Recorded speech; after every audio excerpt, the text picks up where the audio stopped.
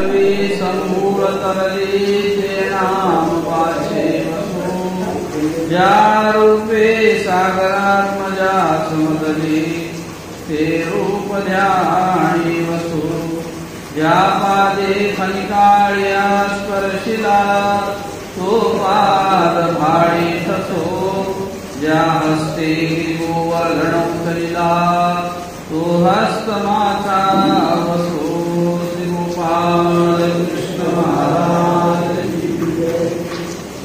आपण श्री उद्धव देवाचं वर्णन श्रीकृष्ण महाराजांनी श्री उद्धव देवांना आपला निजधामाला जाण्याचा जो विचार आहे तो सांगत असताना त्या ठिकाणी उद्धव देवांना अत्यंत शोक झालेला आहे।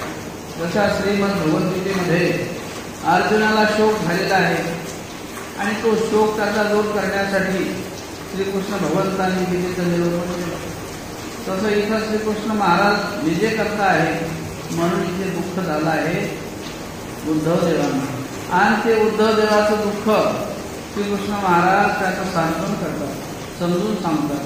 भक्ताला झालेलं जे दुःख आहे ते दुःख तो ईश्वराविरहित राहू शकत नाही आणि अशा श्री उद्धव देवाचं वर्णन आणि श्रीकृष्ण महाराजांचं वर्णन या उद्धव गीतेमध्ये आलेलं आहे। उठोनी दडवा दडी हे देव सर्वांगे झाडी मग आली मुनी भुजा दंडी बैसविला तो। आता देवानं समजा सांगितलं की मला आता विजय करायचा आहे, मला जायचं आहे आणि परमेश्वर स्वतः म्हणतात की आम्ही आता आमचं कार्य संपलेलं आहे। आम्हाला ब्रह्मदेवाने येऊन विनंती केलेली आहे की आता या द्वापाराचं जे कार्य आहे ते संपलेलं आहे, कलियुग चालू होणार आहे आणि अशा वेळी आता आम्ही इथं थांबणं उचित नाही, आम्हाला इथून जावं लागेल। अशा प्रकारची असलेली निर्वाणीचे शब्दरूपी बाण ते काही उद्धव देवाला सहन झाले नाही। उद्धव देव मूर्छेहून पडले। मूर्छा आल्यानंतर जमिनीवर जाळकन त्यांनी देह टाकून दिलं आणि जसं श्रीकृष्ण महाराज कुंतीला म्हणतात आणि कुंतीला समजा सांगून जातात की आम्ही आता जाणार आहे असं नुसतं म्हणत होते, पण ज्यावेळेला अर्जुनाने सांगितले की आई ते गेलेले आहेत, श्रीकृष्ण महाराज निर्धामाला गेले म्हटल्याबरोबर कुंतीने खाली देह टाकलं। तसंच इथं उद्धव देवाला समजा देव आता जाणार असं समजल्याबरोबर आणि देवाच्या मुखातून तो शब्द ऐकल्याबरोबर श्री उद्धव देव खाली कोसळले आणि म्हणून खाली पडल्यानंतर उठोनी दडवा दडी देव सर्वांगे झाडी मग आले मुनी भुजा दंडी बैसविला तो। देवाने श्री उद्धव देवांना खाली पडलेले असतं, उद्धव देव खाली पडले होते आणि त्या उद्धवादेवाला तात्काळ दडवादडी म्हणजे तात्काळ उपाणे देवाने त्यांचं सर्वांग खाली जमिनीवर पडल्यानंतर धूळ लागली, त्या ठिकाणी कचरा लागलेला आहे आणि ते सगळं बाजूला सारून देवाने स्वतः हाताने त्यांना उचललं। मग आलिंगुनी भुजा दंडी बैसविला तो। देवाने आपल्या दोन्ही बाहूंनी असं त्याला आपल्या छातीला हृदयाला कवटाळून त्या ठिकाणी धरलं आणि मग शांतपणे खाली जागृत अवस्थेत त्याला बसवलं की आता तुम्ही जास्त विचार करू नका। देवाने समजून सांगितलं, सांत्वन केलं, आपल्या दोन्ही हाताने दोन्ही भुजांनी देवाने त्या भक्ताला आपल्या हृदयाशी कवटाळलं आणि त्या भक्ताला आपल्या जाण्याचा झालेला विरह आहे, श्रीकृष्ण महाराज विजय करणार आहे म्हणून त्याचा जो झालेला विरह आहे त्याचं सांत्वन श्रीकृष्ण महाराज करतात। उघडोनी डोळे उद्धव देव बोले हे का होजी उसाशिले हाती रे विना। उद्धव देव म्हणतात की डोळे उघडल्यानंतर उद्धव देवाने बघितलं आणि ते डोळे ज्या वेळेला त्यांनी मूर्छित अवस्थेमध्ये असताना डोळे लावलेले होते, पण ज्या वेळेला मूर्छित अवस्था निघून गेली, मूर्छित अवस्था निघून गेल्यानंतर त्यांनी डोळे उघडले, श्रीकृष्ण महाराज समोर दिसत आहेत आणि मग ते श्रीकृष्ण महाराजांना म्हणतात हे का होजी उसाशिले हाती रे विना।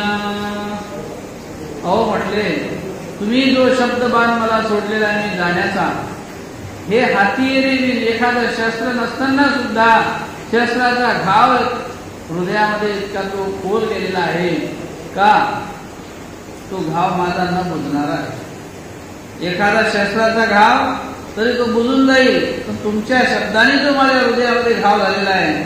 आणि म्हणून मोठ्या आत्मीयतेने भक्ताचं असलेलं हृदयामध्ये प्रेम ईश्वराप्रती आणि त्या प्रेमातून निघालेले जे शब्द आहेत, म्हणून उघडोनी डोळे उद्धव देव बोले. डोळे उघडून श्री उद्धव देव म्हणतात श्रीकृष्ण महाराजांना की हे का होजी उसाशिले. अशा प्रकारे तुम्ही मला शस्त्राच्या ठिकाणी त्या शस्त्राने जो घाव होणार आहे त्याही पेक्षा हाती रे विण हे खोल असा घाव माझ्या हृदयामध्ये घातलेला आहे आणि तो शब्द मला विरहाचा सहन होत नाही. आणि म्हणून अशा प्रकारचं आपलं झालेलं दुःख श्रीकृष्ण महाराजांना श्री उद्धवदेव व्यक्त करतात. काही माझे घेतले विरू. आणि आता आपल्याविषयी आपल्या घडलेल्या काही गोष्टी मला जे काही अशा प्रकारचा तुमचं सन्निधानाचं जे कवच होतं, आता तुम्ही मला सोडून जाणार आहात आणि म्हणून त्याविषयी आपलं दुःख कशा कशा शब्दाने जे व्यक्त करतात, हा त्यांचा शोक आहे उद्धवदेवांचा या श्लोकांमध्ये आहे. काही माझे घेतले विरू का बोलू बोलिले ती निष्ठुरू का होजी सांडित असा पुढारू सन्निधानाचा. उद्धवदेव असं म्हणतात की काही माझे घेतले विरू. विरू म्हणजे वैरत्व. काय मी तुमचं असं वैर तुमचं आणि माझं वैरत्व होतं की त्या मागच्या वैरत्वाचा हे वैरत्व माझं आता इथं तुम्ही पळाला आणलं की आता तुम्ही आणि मी दोघांमध्ये अंतर पडणार आहे. जसा वैरी असतो तो इकडे पाहत नाही, तो त्याच्या तोंडाकडे पाहत नाही आणि तो जसा एकमेकापासून दूर जातो, तसं जणू काही मला असं वाटायला लागलं की मी काहीतरी मागच्या जन्मी वैर जोडलेला आहे तुमच्याविषयी आणि म्हणूनच काय तुम्ही मला सोडून चाललेलं आहे, म्हणूनच तुम्ही मला दुरावा देताय, जणू काही माझं वैरत्व आहे. का बोलू बोलिले ती निष्ठुरू. आणि त्या वैरत्वाचा जसा काही भाव असतो की तो वेगळेपणाचा, त्याचमुळे तुम्ही मला अशा निष्ठुर शब्दाने जे शब्द की हृदयाला माझ्या छेदून गेले, अंतकरणामध्ये कुठल्याही प्रकारे त्या शब्दामुळे माझ्या कुठलाही त्या ठिकाणी त्राण राहिलेला नाही. कठीणपणाचे शब्द, कुठला ओलावा नाही. निष्ठुर म्हणजे कुठल्याही प्रकारचं त्यामध्ये सांत्वन होणार नाही असे ते कठीण शब्द माझ्या हृदयाला कधीच सांत्वन देऊ शकणार नाही. तुमचा जो जाण्याचा विचार आहे त्या निष्ठुर शब्दामुळं माझं मन हे या ठिकाणी कठीण झालेलं आहे. का होजी सांडित असा पुढारू सन्निधानाचा. आणि माझ्या या अभागी जीवाला का बरं असं सांडून चाललेले आहे. आणि असा पुढारू सन्निधानाचा.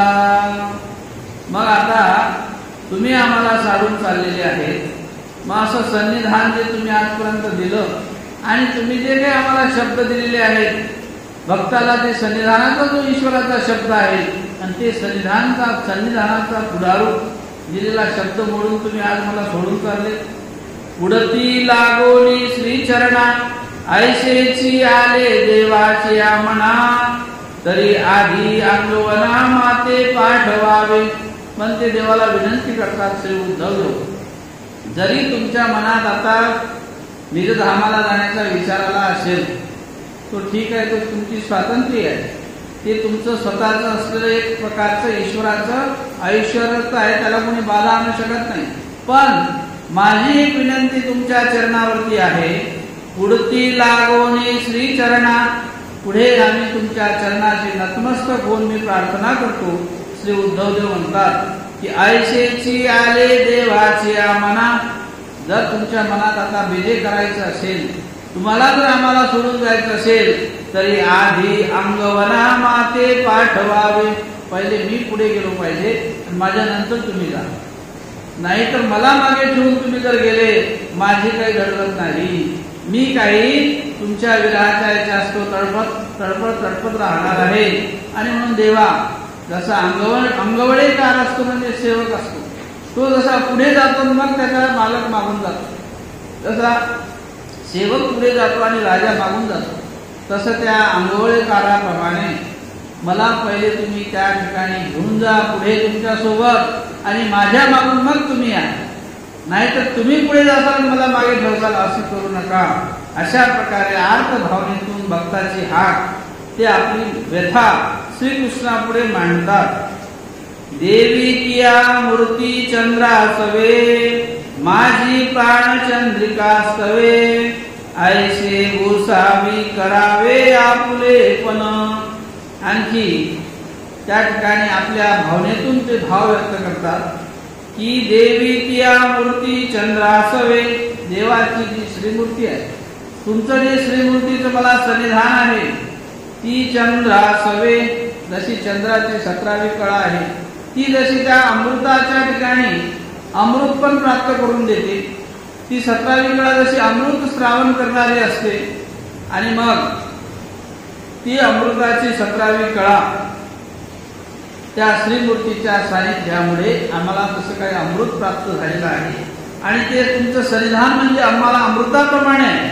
आणि माझी प्राणचंद्रिका स्तवे, जर ते समजा 17वी कळेचं अमृत जर आम्हाला येणं बंद झालं, तुमचं सन्निधान जर नष्ट झालं आमच्यासाठी, तर माझी प्राणचंद्रिका स्तवे, निश्चितच माझा प्राण जो आहे तो त्या ठिकाणी जाणार आहे. स्तवे म्हणजे त्याचा अस्त होणार आहे, त्याचा त्या ठिकाणी अंत होणार आहे. या देहामध्ये माझा प्राण तुमच्याशिवाय त्या अमृतकडेशिवाय राहू शकत नाही. ऐसे गोसावी करावे आपुलेपण. आणि मग अशा प्रकारे जर माझी भाव तुमच्या श्री चरणावरती भक्ती आहे, तर मला तुमच्या ठिकाणी तुम्ही स्वीकार करून घ्या. ऐसे गोसावी करावे आपुलेपण. आणि मला तुम्ही त्या भावनेच्या माध्यमातून ती जशी चंद्राची कळा अमृताप्रमाणे श्रवणारी आहे आणि सन्निधानामुळे अमृत प्राप्त होते, पण तुम्ही जर निघून गेले तर ते अमृत माझं प्रतिबंध होणार आहे, आणि मग आमचं काही खरं नाही. म्हणून आता तुम्ही माझा स्वीकार करा, पहिले मला घेऊन जा आणि मग तुम्ही जा. अशा प्रकारे या ठिकाणी श्री उद्धव देवाचा असलेला भाव कवीने व्यक्त केलेला आहे. भास्कर भट्ट बोरीकरांनी तो भाव या शब्दातून अशा प्रकारचा व्यक्त केलेला आहे. तुझ्या सन्निधानाचे चांदणे माझ्या जीव चकोराशी नव्हे पारणे, तरी स्वभावी होईल मिळवणे या कळेवराशी. तुझं सन्निधानाचं जे चांदणं आहे, चांदण्यामध्ये कसं शांतता आहे, शीतलता आहे, प्रकाश आहे, आणि म्हणून त्या चांदण्याची जी अपेक्षा करणारा चकोर पक्षी, माझी या जीव चकोराशी नव्हे पारणे, जर ते चांदणं म्हणजे ते परमेश्वराचं असलेलं सन्निधान जर नष्ट झालं, तर म्हटले त्या ठिकाणी त्या चकोर पक्षाला त्या चंद्रसुखा म्हणून मिळणारं जे सुख आहे ते प्रतिबंध होते. तसं हे जे काही माझं पांग फिटणार आहे, ते पांग फिटणं किंवा त्या सन्निधानाचं जे चंद्राप्रमाणे असलेलं शीतलतेचं रूप ते आमच्यासाठी नष्ट होणार आहे. आणि तरी स्वभावी होईल मिळवणे या कलेवराशी.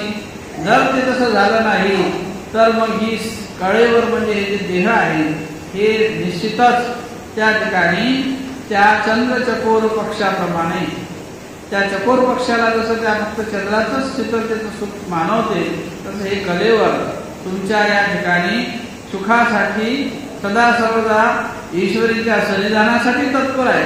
पण जर सन्निधान नसेल तर हे देह तुमच्या मागे राहणार नाही. माझा पडियावो गोसावी बोलती तो अवघाची वावो, एरवी कलिया जावो केवी आवडत असे. आता उद्धवदेव श्रीकृष्ण महाराजांना असं म्हणतात की असं म्हणता तुम्ही की मला भक्त हा प्रिय आहे, मला भक्त आवडतो. मग असं जर तुम्हाला भक्त जर आवडत असेल तर माझा पडियावो, भक्ताचा जो पडियावा आहे, आवडता भाग आहे, देवाला भक्त आवडतो. तर गोसावी बोलती तो अवघाची वावो, तुम्ही जे काही बोलता ते मला व्यर्थ वाटते. तुम्हाला जर माझी आवडी आहे तर का बरं सोडून चालले मला. आपलं कवीने केलेलं एक भावरूप विश्व आहे. आणि श्री उद्धव देवाने जे काही भावनात्मक शब्द आपल्या हृदयामधून श्रीकृष्ण महाराजांना जे काही विरह रूपाने केलेलं हे भावरूप विश्व आहे, ते विश्व कवीने या ठिकाणी शब्दातून साकारलेलं आहे. आणि म्हणून माझिया पडियाव माझा पडियाव गोसावी बोलती तो अवघाची वाव. भक्ताचा वत्सल आहे, भक्ताचा रक्षक आहे, भक्ताचा आत्मा आहे, हे जे काही आम्ही ऐकलं आहे. मग एवढी जर भक्ताची काळजी आहे तुम्हाला, तर का बरं भक्ताला सोडून चालले आणि मग मला का बरं अंतर देताय तुम्ही? मी तर भक्तच आहे ना तुमचा. म्हणून मला तर असं वाटते की तुम्ही जे बोलताय ते काही व्यर्थच नाही. एरवी एकल्या जाओ केवी आवडत असे. बरं मला सोडून तुमच्या भक्ताला सोडून तुम्ही एकटेच कसे बरे चालले? एकटेच का बरं धामाला चालले? असं एक मानसिक भावरूप विश्व कवीने या ठिकाणी व्यक्त केले. मज भक्तीचा वाजू वरी तू आत्मा आणि जू तरी तुझ्या विरहाग्नीची आकाळ विजू मी कैसे निसाईन. मज भक्तीचा वाजू, मला म्हटले भक्तीचा जो आश्रय आहे, मी जे काही माझं जीवन जगतो आहे भक्तवत्सल जो परमेश्वर आहे, आणि मी जे काही म्हणजे आज जीवन जगतो आहे त्या भक्तीच्या आश्रयाने जगतो. कारण भक्ताला परमेश्वराविषयी असलेली जी आर्तरूपी गोडी आहे त्या गोडीवरच त्याचं जीवन असते. तू म्हणावाचे आवासी, सदा सर्वदा ईश्वराच्या मनात, ईश्वराविषयी भक्ताच्या मनात आर्त अंतकरणामध्ये भाव असतो. भक्तीने त्याचा अंतकरण रंगलेलं असते. आणि म्हणून मद भक्तीचा वाजू, मी त्या भक्तीच्या आश्रयाने जगणार आहे. वरी तू आत्मा आणि जो, आणि त्या भक्ताचा आत्मा आहे, निजरूपी स्थाव देणारा, भक्ताला अंतिम स्थान देणारा निजधाम. तुझं जे निजरूपी ठिकाण आहे म्हणजे तुझं जे मूळ स्वरूप आहे त्या स्वरूपाची प्राप्ती करणारा भक्ताला तूच आहेस. तरी तुझी या विरहाग्नीचा आकाळ विजू. आणि अशा प्रकारचं आमच्या अंतकरणामध्ये पोत पोत प्रेम तुझ्याविषयी भरलेलं आहे. आणि जर तुम्ही आता आम्हाला सोडून गेले, आकाळ विजू, जशी म्हटले आकाशामधून वीज कडकडावी आणि पडावी, तो जसा एखाद्याप्रमाणे होणारा तो आघात आहे. मी कैसेनी साहीन, असा झालेला जो अकस्मात आकाशातून होणारा विजेप्रमाणे आघात, बरं माझ्या भक्तावर जर झाला असेल, मला जर तो जे काही तो विरह तुम्ही जर दिला, मी कसा सहन करू शकेन? आपलं वक्तव्य, आपलं शब्दरूपी भाव विश्व आपल्या शब्दातून कवीने मांडलं आणि तोच भाव श्री उद्धवदेवाचा त्यामध्ये आहे. मांडलं म्हणजे यथार्थपणच आहे. भक्ताच्या मनात ईश्वराविषयी अत्यंत आवडी असते आणि ती आवडी कशा प्रकारची आहे की ते त्यामधलं जे काही बारीक बारीक असलेला त्या आवडीचा जो आवाका आहे तो कवीने या ठिकाणी मांडला. खरोखरच जसं एखादा अकस्मात एखादं काही विघ्न यावं असं आलेलं आमचं हे विघ्न आहे. आता मद किरू तुझाची विनटू मनोनी हा पातला शेवटू परी तुझे विरहे हृदय स्फोटू कवनाशी नव्हे. आणखी उद्धवदेव म्हणतात की मद किरू तुझाची विनटू, मला तर फक्त तुझंच विनट म्हणजे आवडी आहे. माझ्या तर मनात भक्ताचे विकार विकल्प स्वभाव ए तिन्ही उच्छेदोनी जाती. भक्ताला ना काही विषय उरला, ना कोणता विकार उरला, ना स्वभाव देहाचा कुठल्याही प्रकारचं असलेलं एक आवडीरूप कार्य देहाविषयी, प्रपंचाविषयी, भौतिकतेविषयी त्या भक्ताला नसते. आणि भक्तात विकार विकल्प अंतकरणात दुसरा भावच नाही एका ईश्वराशिवाय, म्हणून विकल्प होण्याचा गरजच नाही, भासच नाही. अशा प्रकारे फक्त देव एक देव असलेलं भक्ताचं ते आत्मरूपी स्वरूप आहे. आणि अशा वेळेला तुझी आवडी ओतप्रोत मनात भरलेली आहे. विनट म्हणजे आवडी, म्हणून हा पातला शेवटो. आणि अशा प्रकारे म्हणून तर मी या ईश्वर सुखाच्या माध्यमातून इथपर्यंत येऊन पोहोचलो. पर तुझे विरहे हृदय स्फोटू कवनाशी नव्हे. जर का तू असा आता सोडून गेलास आम्हाला, आमच्या हृदयाचा स्फोट झाल्याशिवाय राहणार नाही. अंतकरणामध्ये तुझ्या वियोगास्तव जो स्फोट होणार आहे तो स्फोट झाल्याशिवाय राहणार नाही. तू माझीच काय दशा सांगू, जे जे काही तुझे भक्त असतील त्या सकळ भक्तांना हीच स्थिती होणार आहे. म्हणून अशा प्रकारे आम्हाला तुम्ही विरह देऊ नका. अशा प्रकारचा शोक दुःख श्री उद्धवदेव या ठिकाणी श्रीकृष्ण महाराजांना सांगतो. आजी धर्माचे आयुष्य पुरले. तुम्ही जाण्यामुळं काय झालं? तुम्ही आता निजधामाला जाण्याचा विचार केलेला आहे, पण तुमच्या जाण्यामुळे नुसतं तुम्ही तर निघून चाललेत, पण तुमच्या माघारी काय काय होणार आहे हे या ठिकाणी कवी आपल्या शब्दातून श्री उद्धवदेवाच्या भावाचं मांडणी करतात.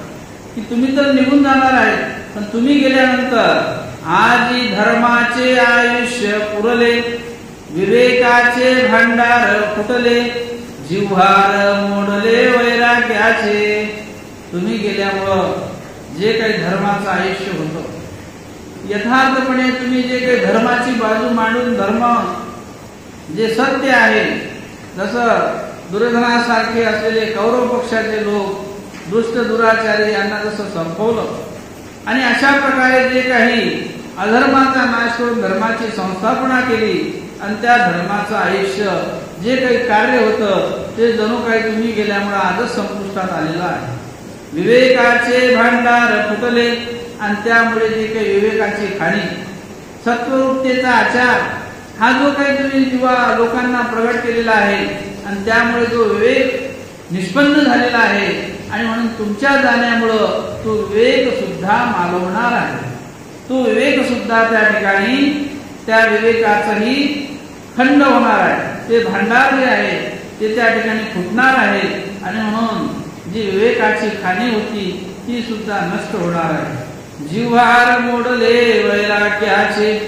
आणि त्या तुमच्या जाण्यासंयोगाने जो जिव्हार म्हणजे जीवाच्या ठिकाणी जे काही जोडलेलं एक वैराग्यरूपी सत्वरूपी विरामतेचं जे दहन आहे, विरामतेचं जे एक लक्षण आहे, ते विरामतेचं लक्षण सुद्धा तुमच्या कृपेशिवाय ते आम्हाला शक्य नाही. तुमच्या सन्निधानाशिवाय आम्ही जो काही आज एक निश्चय जीवात्म्याच्या ठिकाणी झालेला आहे, वैराग्यशील जीवन जगण्याचा जो निश्चय आहे, विरामतेचं जीवन जगण्याचा जो निश्चय आहे, ते जिव्हार त्या जीव स्वरूपाच्या ठिकाणी असलेलं जे भांडार ते तुमच्या सन्निधानाने सगळं मोडून जाणार आहे. कारण सन्निधानच नाही तर हे धर्माचं कार्य आम्हाला असं वाटते की आता लुप्त होईल आपण जाण्यामुळे.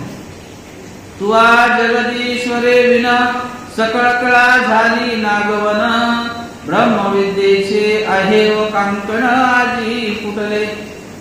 तुवा जगदीश्वरे विना, जगाचा असलेला ईश्वर, जगद ईश्वर म्हणजे जगामध्ये ज्याचा ऐश्वर्य आहे असा कर्तुम करता नेता करता सर्व जगावर ज्याची सत्ता आहे असा परमेश्वर श्री चक्रधर परमेश्वर श्रीकृष्ण चक्रवर्ती जे ईश्वराचं स्वरूप व्यक्त झालं त्या परमेश्वराला सकळ कळा झाली नागवन.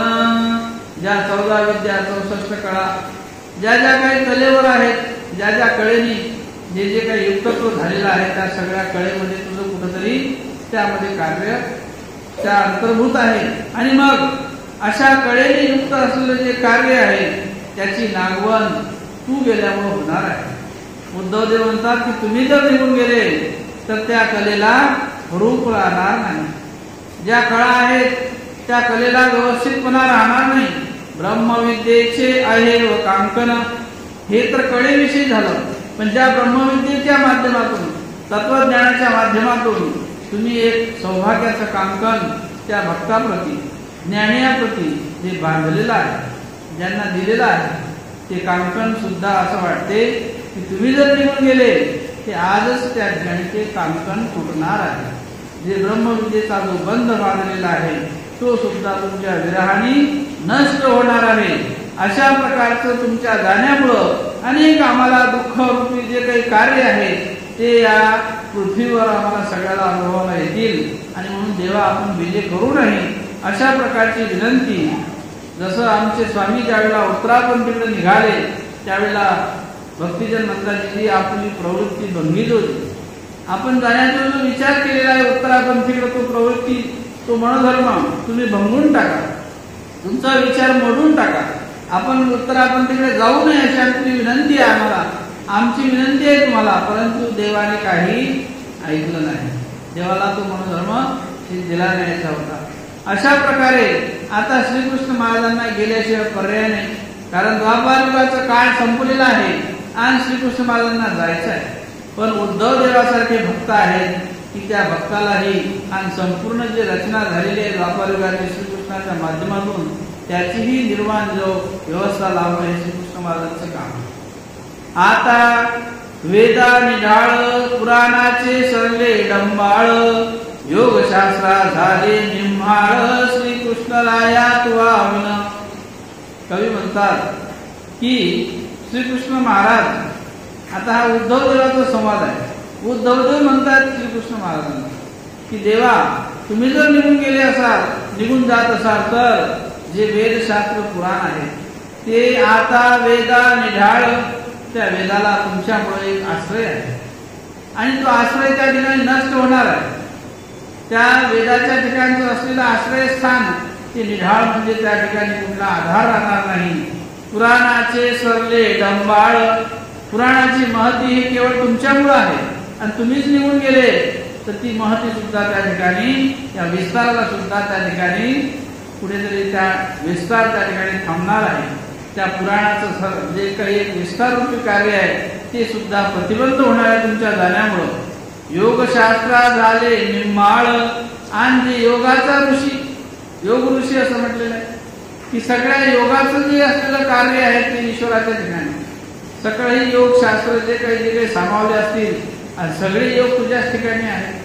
तू सर्व त्या योगाचा योगगुरु आहेस आणि मग असं सगळं योगशास्त्र ज्यामध्ये सामावलेलं आहे आणि असा असलेला योगाचा तो पुरवठा करणारा सर्वज्ञ राहू मग तू जर आम्हाला सोडून गेला तर झाले निम्हाळ. ज्या काही योग पद्धती आहेत ज्या योगामुळं जे काही योगीजनांना अनेक प्रकारच्या सिद्धी प्राप्त होतात आणि तुझ्या जाण्यामुळं निम्हाळ म्हणजे जणू काही दुष्काळ पडल्यासारखं होईल.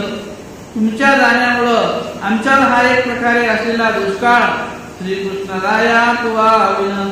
तुमच्या जाण्याने जणू पाणी जर पडलं नाही तर दुष्काळ पडतो. त्या ठिकाणचा ओलावा नष्ट होतो कोरडेपणा प्राप्त होतो. तसा या सगळ्या गोष्टीला मग ते वेद असो पुराण असो का योगशास्त्र असो या सगळ्याचा रसच त्या ठिकाणचा नष्ट होईल. म्हणून आपण गेल्यामुळं अशा प्रकारे हे सर्व कार्य घडणार आहे.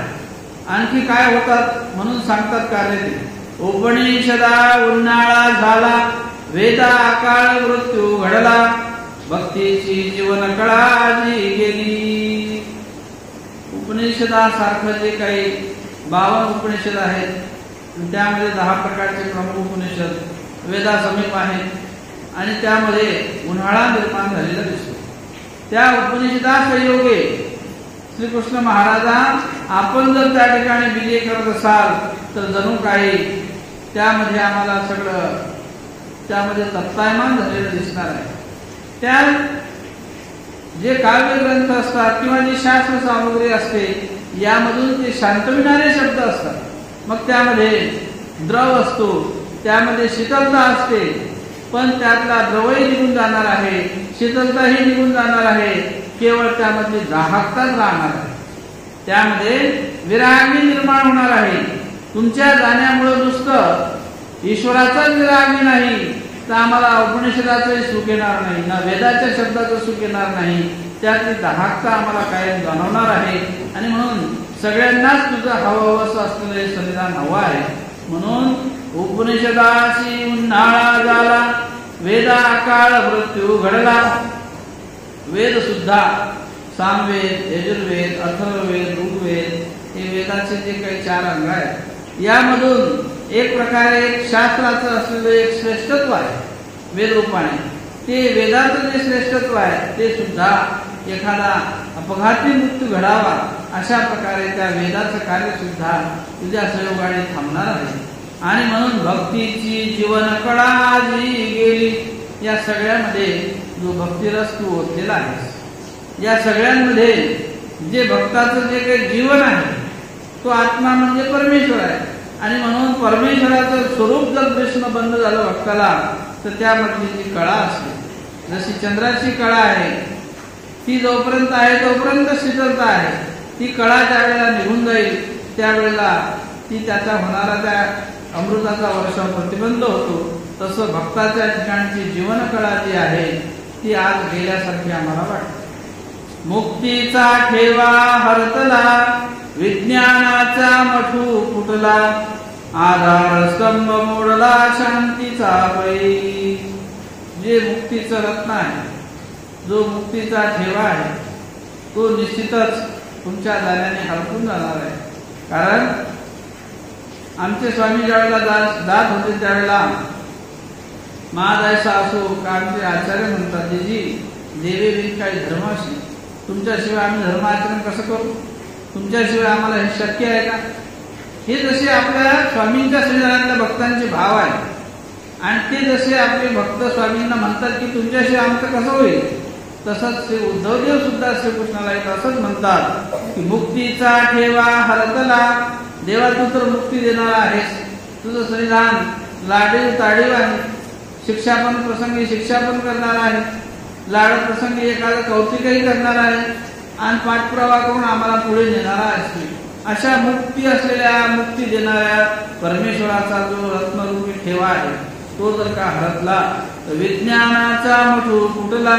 जे विज्ञान शक्तीचं कार्य सांगोपांग तुमच्याच ठिकाणी आहे आणि त्या विज्ञान शक्तीमुळं त्या सगळ्या गोष्टी आम्हाला समजा अवगत होतात. आम्हाला तुमचं कुठे ना कुठेतरी त्या रूपाने कार्य बघायला मिळते. तर ते विज्ञान रूपी कार्य सुद्धा तुमच्याच ठिकाणी आहे. ते यथार्थ विज्ञानाचं कार्य सुद्धा ज्या परमेश्वराने त्या विज्ञान शक्तीचा स्वीकार करावा आणि विज्ञान शक्तीच्या माध्यमातून ते कार्य भक्तांना अनेकांना दाखवावं, अशा प्रकारचं विज्ञान कार्य सुद्धा आमच्यासाठी आज तुम्ही जर निघून गेले तर तो मठू जो आहे, जे एक प्रकारे संग्रह आहे, तो फुटणार आहे. आधार स्तंभ मोडला शांतीचा पै. परमेश्वर हे एक आधाररूपी आहे. जसं एखादा मनुष्य आपल्या घराला आधारस्तंभ असतो, तशा प्रकारे या सृष्टीचा आधारस्तंभ एखादं परमेश्वराने घेतलेलं अवतारित्व आणि त्या माध्यमातून त्या युगामध्ये असलेलं ते अधिष्ठान, जणू द्वापराचं अधिष्ठान म्हणजे श्रीकृष्ण महाराज. निश्चितच इथे द्वापराचा अंत त्या काळाने होणार नसून तुमच्या जाण्याने होणार आहे. काळाची मर्यादा तर संपलीच, त्याने अंत न होता तुमच्या जाण्याने खरोखरच हा द्वापराचा अंत होणार आहे. आणि म्हणून तो आधारस्तंभ आमचा तुमच्या जाण्याने मोडणार आहे. आणि जो शांतीचा रस आहे, जी शांतता आहे, जो सत्वताचा अंतकरणात बांधलेला जो रस आहे, तो रस कायमस्वरूपी आमच्यासाठी अंतरणार आहे. विश्वाचे आत्मधन गेले, देवाचे प्राण दुर्ग पडिले, शेजार आहाळले दिव्य भोगांचे. तुमच्या जाण्याने आणखी काय झालं, विश्वाचे आत्मधन गेले. जणू काही भक्ताचाच परमेश्वर आत्मा आहे हे तर झालं, पण सकळ विश्वाला तुमची गरज आहे. श्रीकृष्ण महाराजांचं कोणी जरी नाव घेतलं या जगामध्ये तरी त्याला वेद होतो. अशा प्रकारे सकळ विश्वाचं असलेलं तुमच्यावर एक आत्मधनाचं लक्षण, प्रत्येकाच्या आत्म्याला तुम्ही सुखाचं दातृत्व करू शकणारे असं असलेलं ईश्वराचं श्रीकृष्णाचं ते कार्य. देवाचे प्राण दुर्ग पडिले. देवता लोकांचा तर हे म्हणजे दुर्ग म्हणजे किल्ला. जणू काही देवता लोकांसाठी जसं एखादा किल्ला आहे आणि त्या किल्ल्याला समजा अवकाळा यावी तर किल्ला खाली पडावा, तसं तुमच्या जाण्यामुळे हे दुर्ग म्हणजे देवता लोकांचं असलेलं हे ठिकाण तुमच्यासाठी त्या किल्ल्याला जसं कोसळून पडल्यानंतर त्याची अवकाळा झालेली आहे, तसं निश्चितच तुमच्या जाण्याने देव लोकांची सुद्धा इथे अवकाळा होणार आहे. देव लोकांना सुद्धा एक ईश्वराच्या सानिध्याचं एक आश्रयस्थान असतं. त्यांना सुद्धा एक प्रकारे त्यांच्या जीवनामध्ये एक देवता जे सृष्टी आहे त्या देवता सृष्टीला सुद्धा ईश्वर सन्निधानाचा स्पर्श असतो. मग त्या प्रत्येक देवता आपापल्या ठिकाणी आपली ईश्वराची प्रवृत्ती ओळखतात. वळगणे असो का त्या स्थानीच्या देवता असो, सृष्टीतल्या देवता असो, या सकळ अवताराला जाणणाऱ्या असतात. आणि म्हणून त्यामुळं सगळ्या देवतांचं जे काही एक आश्रयस्थान म्हणजे परमेश्वर आहे. मत्पर मत्पर मत्पर परमेश्वर एक आहे. अशा प्रकारे परमेश्वराच्या विषयी असलेली भावना आणि त्या अवताराने समजा आपलं कार्य त्या ठिकाणी थांबवावं म्हणून जणू किल्ला एखादा कोसळून पडतो, अशा प्रकारे देवांचे प्राण म्हणजेच दुर्गप्रमाणे असलेला तो किल्ला तो निश्चितच तुमच्या असन्निधानामुळे कोसळून पडणार आहे. शेजार आहाळले दिव्य भोगांचे.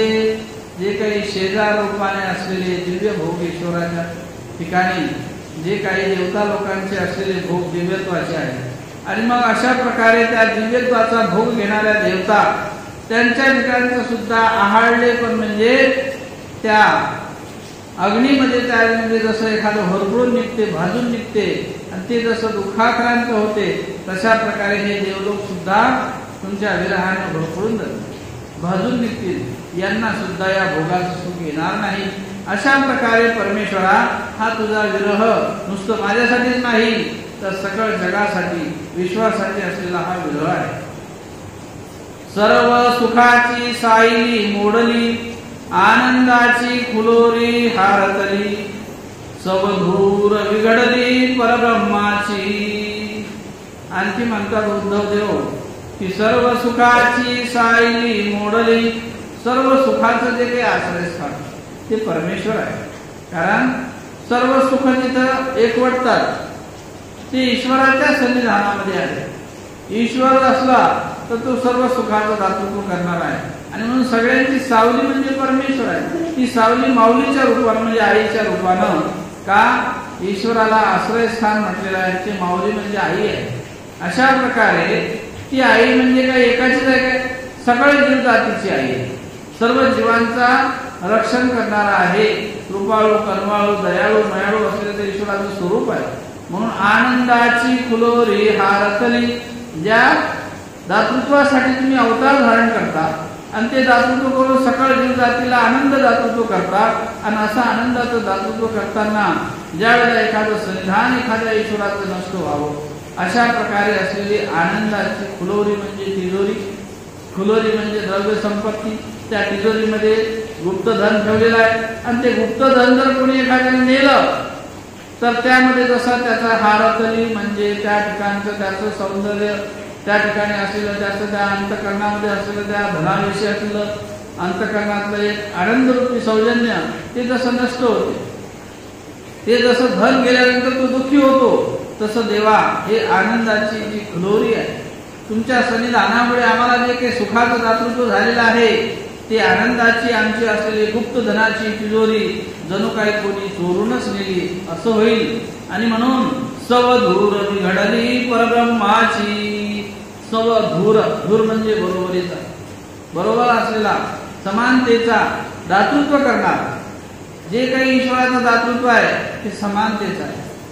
जीव विषम आहे, देवता सापेक्ष आहे, परमेश्वर कसा आहे समदाता आहे। ईश्वराच्या ठिकाणी जीवाला सुद्धा बरोबरीचा आनंद द्यावा अशा प्रकारचं असलेलं समानतेचं कार्य समन धूर म्हणजे बरोबरीचा, असं बरोबर आपल्या घेऊन जीवाला चालणारा समानतेचं असलेलं आनंदाचं दातृत्व करणारा ते विघडली परब्रह्माची, ते घडी विस्कटल्या जाईल। परब्रह्म स्वरूपाच्या आनंदाचं होणारं दातृत्व सन्निधान आमच्यासाठी नष्ट होईल। अशा प्रकारे देवाला ते विनंती करतात की आपण जर गेले इत्यादी प्रकारचं दुःख आमच्या पदरात पडणार आहे। मोक्षाचा बाह्या गेला त्यागा जग बोळू झाला सर्वस्वे नागवला मृत्यू लोक हा। मोक्ष रूपाने जे काही आम्हाला बाहुबळ जसं एखाद्या ठिकाणी असते, जे बाहू म्हणजे हात म्हणजे भुजा आणि त्या हातामध्ये असलेलं जे बाह्यात्कारी जे बळ आहे तसं तुमच्या जाण्याने जे मोक्षाचं बळ आहे ते मोक्षाचं बळ सुद्धा नष्ट होणार आहे। जसं बाह्यामध्ये बळ आहे, बाहूमध्ये जसं बळ असते ते बळ जसं भुजाच्या माध्यमातून प्रगट होते, परंतु ज्या भुजा ज्या हाताला बळ देणारा आहे तोच जर त्या ठिकाणी नसेल, तेच जर त्यामधलं शौर्य त्या ठिकाणचं नष्ट होत असेल तर ते बळ सुद्धा त्या ठिकाणी कार्य करत नाही। आणि म्हणून मोक्षाचा बाह्या गेला, मोक्ष रूपाने दिलेलं आम्हाला जे बळ आहे देवा ते नष्ट होणार तुमच्या जाण्याच्या योगाने।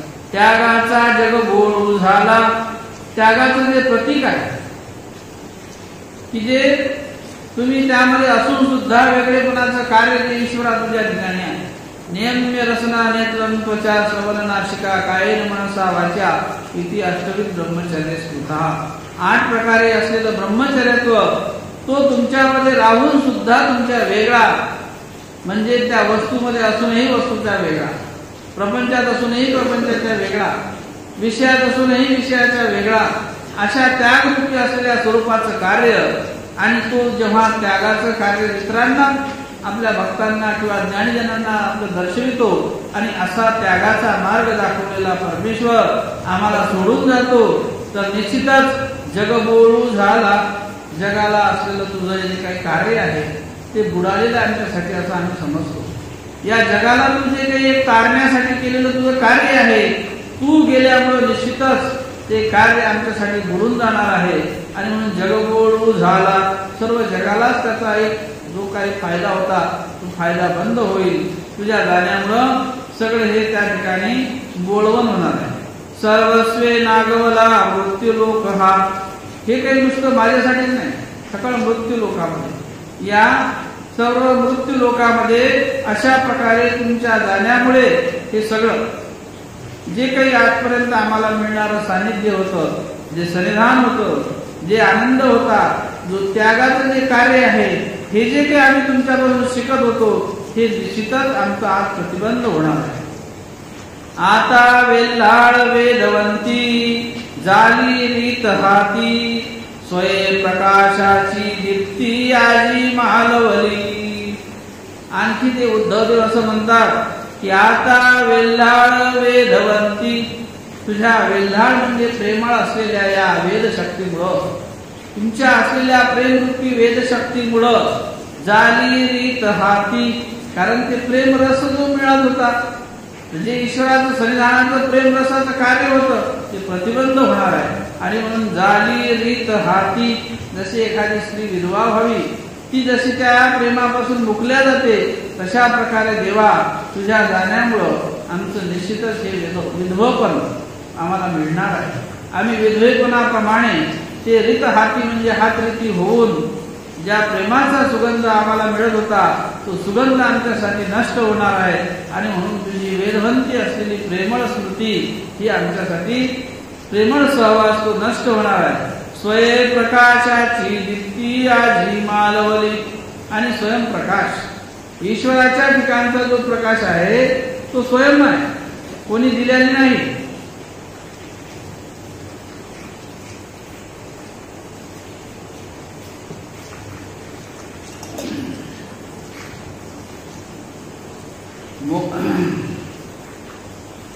आता वेल्हाळ वेदवंती झाली रीत हाती, स्वयं प्रकाशाची दीप्ती आजी मालवली.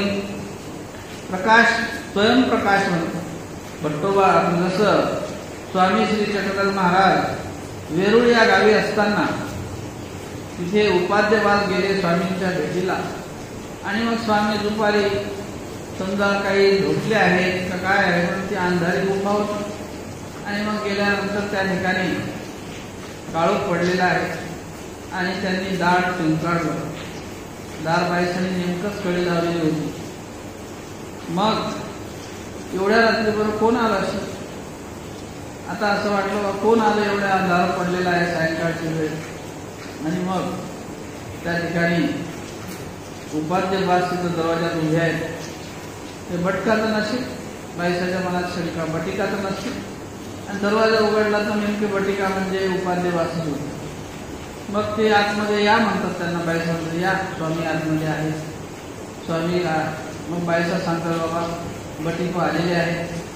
आणि मग देव उठून बसतात आसनावरून. आणि त्या ठिकाणी सर्व त्या गुहेमध्ये अंधार पसरलेला असतो, कारण त्या गुहा खोल आहे आणि तिथं सूर्यप्रकाश किंवा असल्या आतमध्ये प्रकाश जात नाही, अशा काही काही गुहा तिथं आहे. मग तो अंधार, स्वामी अंधाऱ्या गुहामध्ये बसलेले होते आसनावरती. आणि मग उपाध्यवास म्हणतात जर आता देवाला श्रीमूर्तीला मला दर्शन घ्यायचं आहे, पण स्वामी दिसत नाहीत. व्यवस्थितपणाने स्वामींच्या श्रीमूर्तीकडे मला बघता आलं असतं. जरी ते प्रकाश असतात तर निश्चितच मी देवाला बघितलं असतं, असा मनात उल्लेख करतात. आणि तात्काळ स्वामींच्या श्रीमूर्तीतून प्रकाश बाहेर पडतो. आणि मग स्वामींच्या श्रीमूर्तीतून प्रकाश बाहेर आल्यावर लख प्रकाश पडला. स्वामींची श्रीमूर्ती त्यांनी डोळ्याने पूर्ण बघितली. आणि मग बघितल्यानंतर ते म्हणतात की मी खरोखरच धन्य झालो. मला जी अपेक्षा होती की मला स्वामींच्या श्रीमूर्तीचं दर्शन घ्यावं आणि साक्षात समजा स्वामींच्या श्रीमूर्तीतून निघालेला प्रकाश. आणि मग ते स्वामींच्या श्रीमूर्तीचं दर्शन घेतात आणि मग स्वामी त्यावेळेला त्यांना म्हणतात, बटे हो, देव काही अन्य प्रकाश आहे, देव तो स्वयंप्रकाश आहे. दुसऱ्याच्या प्रकाशाने प्रकाशणारा परमेश्वर नाही, तो स्वयंप्रकाशित आहे, स्वयंच त्याचा प्रकाश आहे. जाऊन आले का? बरोबर, दंड होत.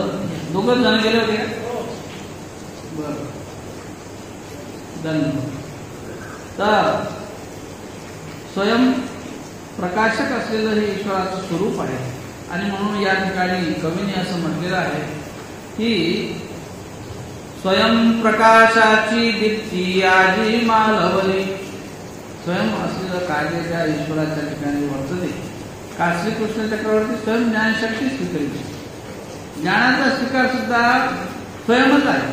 असं असलेलं स्वयं श्रीकृष्ण चक्रवर्तीचे कार्य, असलेली विलक्षणता त्या कार्याची, चतुर्भुजता ही विलक्षणता, आणि अशा असलेल्या त्या ईश्वर स्वरूपाच्या ठिकाणचं दीप्तायमान असलेलं कार्य जर श्रीकृष्ण महाराजांचा असंनिधान आम्हाला मिळत असेल तर ती मालवली आमच्यासाठी दीप्ती.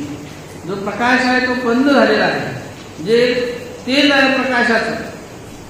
म्हटलं की ब्रह्म स्वरूप देव, आनंद स्वरूप देव, प्रकाश स्वरूप देव, ज्ञान स्वरूप देव, तेज स्वरूप देव. परमेश्वराच्या स्वरूपाला तेज रूप म्हटलेलं आहे, प्रकाश रूप म्हटलेलं आहे, ज्ञान रूप म्हटलेलं आहे. ती दीप्ती निश्चितच अव्यक्त रूपानं तर आपल्या समोर प्रगट होत नाही, पण व्यक्त रूपानं प्रगट होते, ते अवतारित होतं. आणि मग अशा अवताराचं जर अस्वनिधान झालं, अवतार कारणी एखाद्या वेळेला आपल्या कार्याला आडवून दुसऱ्या कार्यासाठी जर गेले असतील तर त्यासाठी निश्चितच त्या ठिकाणी ती दीप्ती म्हणजे तो प्रकाश मालवलेला आहे. आज कैवल्य रत्न विराले, योगी हृदय भेदले, सर्वस्व गेले भक्ती जनाचे. कवी म्हणतात की आज कैवल्य रत्न विराले, कैवल्याचं जे रत्न आहे ते विरमल्या गेलं. विराले म्हणजे काय की त्या ठिकाणी ते नष्ट झालेलं आहे. आमच्यासाठी जणू काही कैवल्य दातृत्व करणारा तो परमेश्वर आहे, आणि ते कैवल्याचं रत्न आम्हाला मिळणार होतं. पण तुमच्या रूपानं आज जर तुम्ही आम्हाला असंविधान देत असाल, सोडून जात असाल, जणू काही ते विरालं म्हणजे ती आकाशच्या ते असलेलं कार्य आजच इथे थांबलेलं आहे. योगी हृदय भेदिले, योग्यांचं हृदय, जे योगी लोकांच्या विषयी अंतःकरणामध्ये प्रत्येकाच्या हृदयामध्ये ठाव घेतलेला आहे त्या ईश्वराने, आत्म्यामध्ये जे त्यांच्या हृदयामध्ये स्थान झालेलं आहे ते हृदय त्यांचं भेदले आहे. अंतःकरण त्या ठिकाणी जशा जमिनीला भेगा पडाव्यात असं त्या अंतःकरणामध्ये भेद निर्माण झाला, म्हणजेच विभाग झाला. त्याला जणू काही जसं एखाद्या जमिनीला भेगा पडाव्या अशा हृदयाला भेगा पडलेल्या आहेत. सर्वस्व गेले भक्ती जनांचे. सर्वस्व जे ईश्वराचा भक्त असतो त्याला ईश्वर सर्वस्वी असतो, आणि म्हणून सर्वस्व त्या भक्तजनांचं निघून गेलं असं आम्हाला भासते.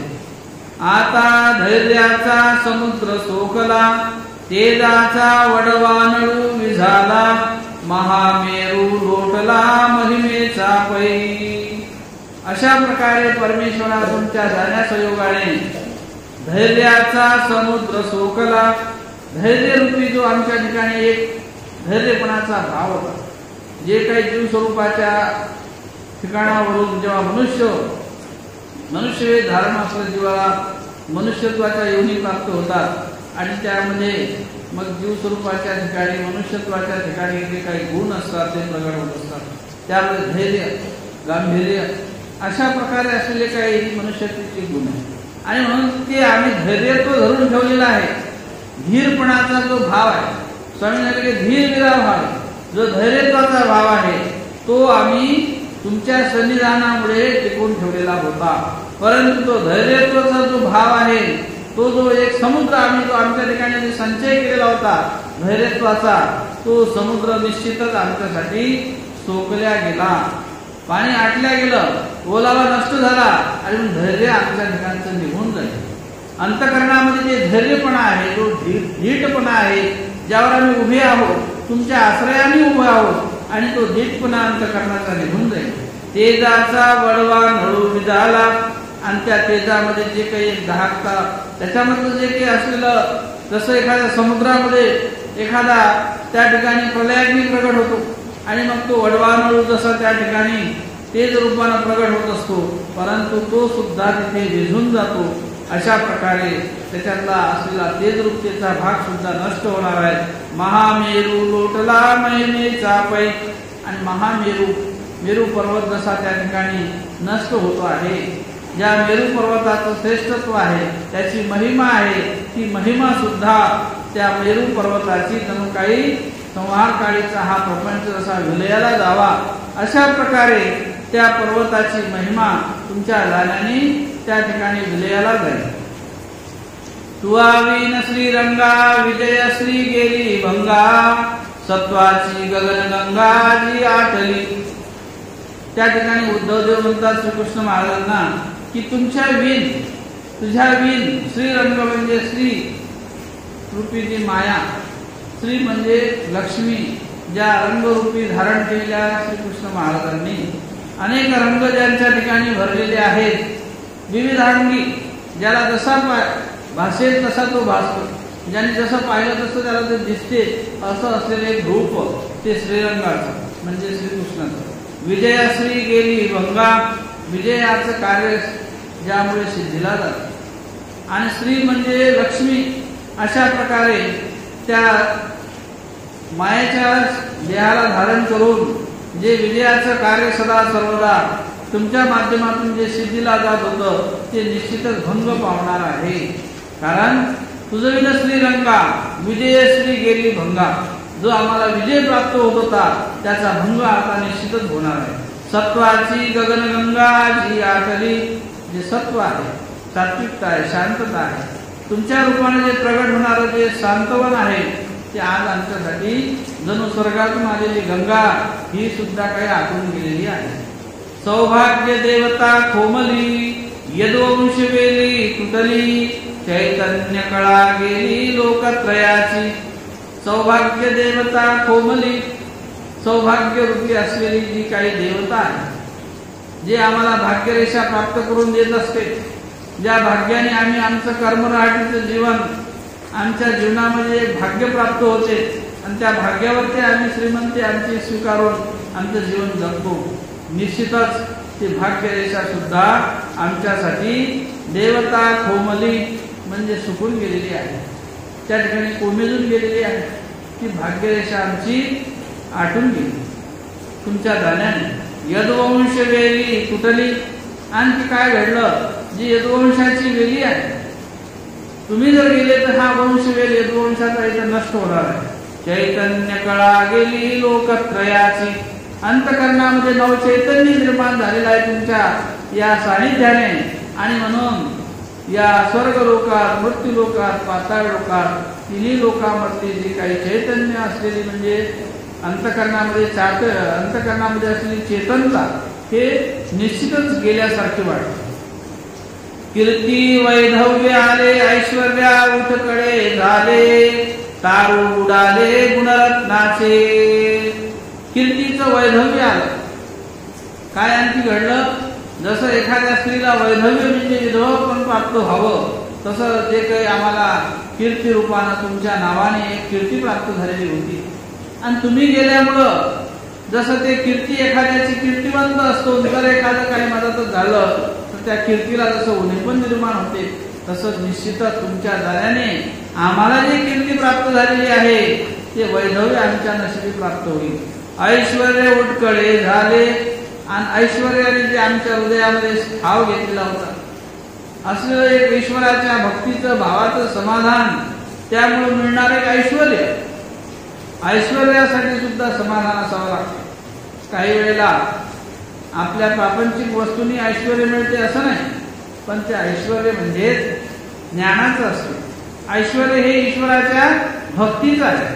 ज्याच्याजवळ ईश्वरीचा भाव असतो, ज्ञानरूपी, किंवा त्याच्याजवळ सारा निवडण्याची जाणीव असते, तो आपलं ऐश्वर्य आनंदाने भोगू शकतो. एकदा महाराजा गावामध्ये गेल्या, नेमके दिवाळीचे दिवस, आणि दिवाळीच्या दिवसात भिक्षा मागण्यासाठी गावात गेल्या. सन्निधानामध्ये स्वामींच्या अनुसरलेले भक्त अंगावरती फाटलेली अशी असलेली त्यावेळची ती एक प्रकारे लोगडी, पांढरं वस्त्र, पण ते अनेक ठिकाणी फाटलेलं होतं, थिगळ लावलेले होते.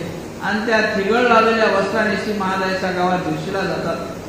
गेल्यानंतर गावामध्ये त्यावेळेला आनंदाची दिवाळी, सर्व लोक त्या ठिकाणी गावामध्ये नवीन नवीन वस्त्र, उठणे वगैरे असे सगळे अंगामध्ये सुवासिक पदार्थ लावून नवीन नवीन वस्त्र परिधान करून दिवाळीचा सण साजरा करतायत. आणि मग महादायसांनी ते सगळं चित्र पाहिलं गावातलं. पण महादायसा ह्या ज्ञानी होत्या. महादायसा म्हणतात की आज समजा हे अशा प्रकारे अष्टभोगाधिक सुखाचं दातृत्व किंवा सुखाचं कर्तृत्व भोगता आहे, पण हे जे काही अष्टभोग असतील हे सगळे भोग कुठेतरी नरकाला नेणारे आहेत. येतो काळाचे भातुके नवसाचे बोकडे, उद्या निर्याच्या नाही राहतील. आणि मग त्यावेळेला कोण त्यांना आडेल? भोगासयोगाने होणारे नरक आहे, होणारे दुःख आहे, यांना कोण त्यांना अडवणार आहे? पण त्याला कारण काय झालं? भोग कारण झाले. अष्टभोगाचे एक तत्व, ज्या अष्टभोगासयोगे जे काही सुगंध वनिता वस्त्रम गीत तांबूल भोजनम शय्याच भूषणम चैव अष्टभोग प्रतिष्ठा. हे अष्टभोगासयोगाने इंद्रियार्थाधिक नरक प्राप्त होतात आणि त्या नरकाला निश्चितच भोगासयोगाने अष्टभोगासयोगाने जावं लागते. आणि म्हणून ती ज्ञान असलेली एक परंपरा, त्या ज्ञानामुळं त्यांच्या हृदयामध्ये ईश्वराविषयी असलेली एक संकल्पना, ईश्वराचं असलेलं उद्धरणाचं कार्य आणि आपल्या जीव स्वरूपाचं असलेलं एक जाणतेपण, त्यामुळे ते म्हणतात की त्यापेक्षा आम्ही खूप काही आनंदी आहोत. उद्या नरक भोगाला मिळणार आहे त्यापेक्षा आज आम्ही नरकाविरहित जीवन जगतो आहोत, की ज्या सन्निधानाने आमचं नरक सुटणार आहे अशा ईश्वराचं सन्निधान आम्हाला आहे. आणि म्हणून ते स्वतःला आपल्याला श्रेष्ठ पाहतात. वास्तविक पाहतात ते प्रापंचिक वस्तूंनी त्या ठिकाणी श्रीमंत आहेत, पण इथं यांच्याजवळ कुठल्याही प्रकारे त्या प्रापंचिक वस्तूची श्रेष्ठता नाही. अर्थात घालण्याला कपडे सुद्धा नाही, पण मनामध्ये जे काही भाव उत्पन्न झालेले आहेत ते श्रीमंतीचे भाव आहेत. ते भाव जे आहेत ते अत्यंतिक ऐश्वर्य जीवन जगणारे भाव आहेत. ते खरं ऐश्वर्य. शारीरिक ऐश्वर्य न भोगता आंतरिक ऐश्वर्य जे भोगल्या जाते ते ईश्वराच्या आनंदाचं आहे, ते ईश्वराच्या सन्निधानाचं आहे, ते ईश्वराच्या ज्ञानाचं आहे. आणि म्हणून कवींनी असं या ठिकाणी म्हटलेलं आहे, यामागे म्हणण्याचा हाच भाव आहे की सौभाग्य देवता खोमली यदुवंश वेली तुटली, चैतन्य कळा गेली लोकत्रयाची, कीर्ती वैधव्य आले ऐश्वर्य उठकडे झाले. ऐश्वर्य जे प्राप्त होणार होतं तुमच्या सहयोगाने आम्हाला ते उठकडे झाले, जणू काही त्याची उचलमागणी झाली. ते ऐश्वर्य जणू काही आमच्यापासून निघून चाललेलं आहे. तारू उडाले गुणरत्नाचे, तारू म्हणजे जहाज, नाव, ही गुणरत्नाची जी नाव आहे ते तुमच्या सन्निधानामुळे बुडून जाणार आहे. तुमचं सन्निधान जर मिळालं, सन्निधानात आहे तोपर्यंत ठीक आहे, पण तुमच्या सन्निधानाच्या विरहित झाल्यानंतर ही आमची नाव पाण्यामध्ये बुडणार आहे. अशा प्रकारचे एक भावरूप विश्व आपल्या या ओळीतून या ठिकाणी प्रगट करतात. सौंदर्य शिळावले औदार्य स्तवले, पडप गेले वीर श्रियेचे. सौंदर्य, ज्या सौंदर्याने परमेश्वराच्या ठिकाणी एक अंतःकरणामध्ये भाव निर्माण व्हावा आणि तो सौंदर्याचा भाव तो सगळीकडे सौंदर्य निर्माण करतो.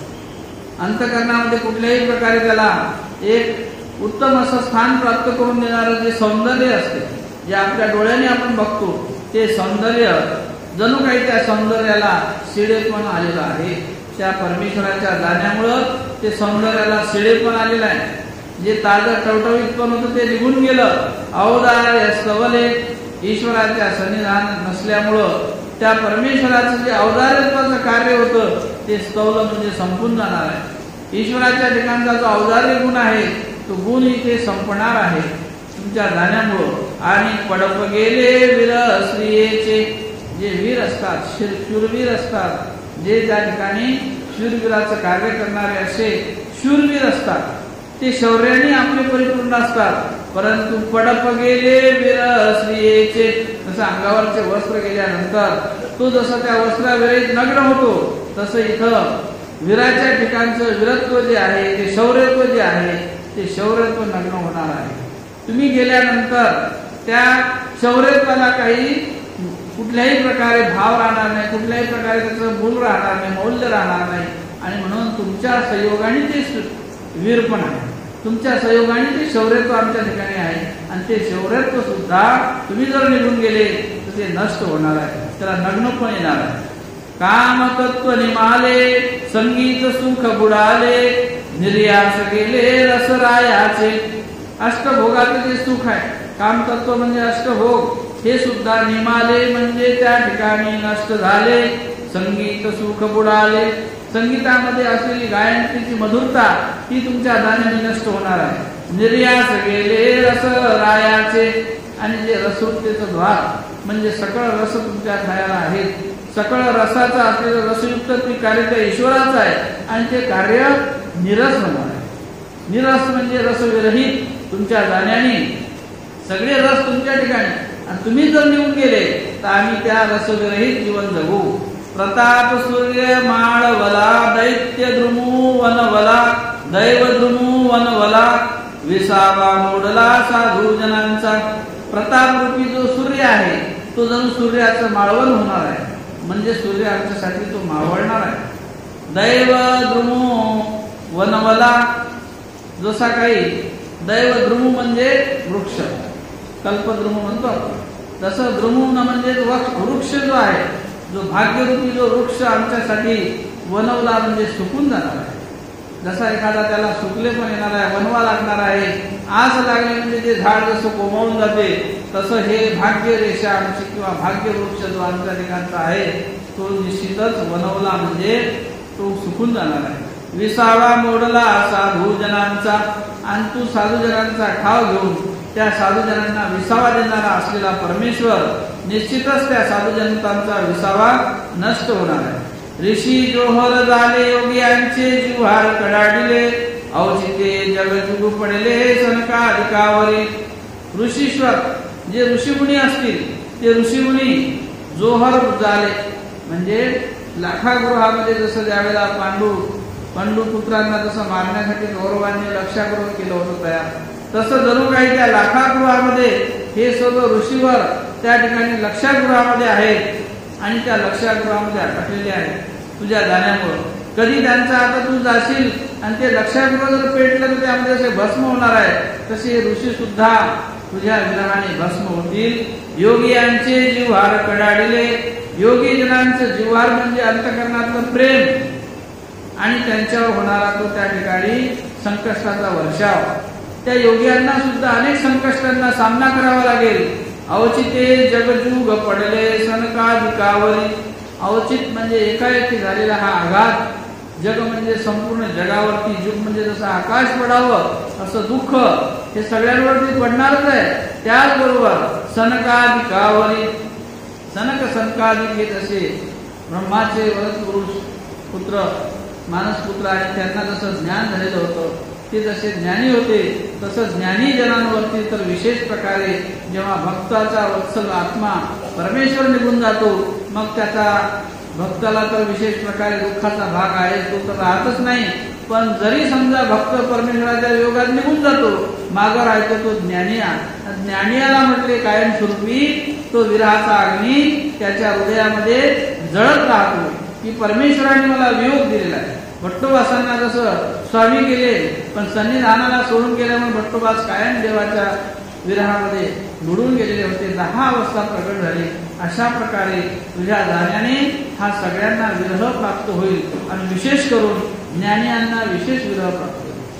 सर्वज्ञ श्री चक्रधर स्वामी.